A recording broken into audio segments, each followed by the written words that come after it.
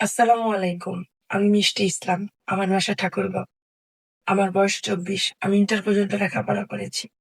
৫ বছর বয়সে আমার মা মারা গেছে। আমি এতটুকু বড় হয়েছি এতিমখানায় থেকে। মাদ্রাসা লাইনে লেখাপড়া করেছি। আমি ৫ ওয়াক্ত নামাজ পড়ি। আমি একজন ধার্মিক স্বামী চাই যে নাকি সারা জীবন আমাকে অনেক ভালোবাসবে।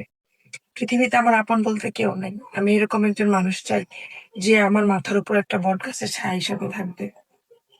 আমাকে ছেড়ে কখনো চলে যাবে না। আমার সাথে বেইমানি করবে না।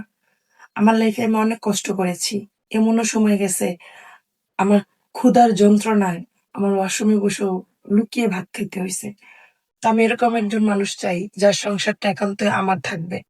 আমাকে লুকিয়ে ভাত খেতে হবে না। তার সংসারের পুরো দায়িত্ব আমার থাকবে। তার বাবা-মা, সন্তান থাকলেও কোনো সমস্যা নেই। কোনো প্রবাসী ভাই হলেও সমস্যা নেই। কারণ প্রবাসীদের মন অনেক ভালো থাকে। ১ বাচ্চার বাবা হলো, ২ বাচ্চার বাবা হলো, ডিভোর্সি হলেও সমস্যা নেই। বয়স কোনো ম্যাটার করে না। কারণ শুধু আমি চাই ভালো একজন মনের মানুষ, ভালো একজন চরিত্রের মানুষ যে আমাকে ছেড়ে যাবে না।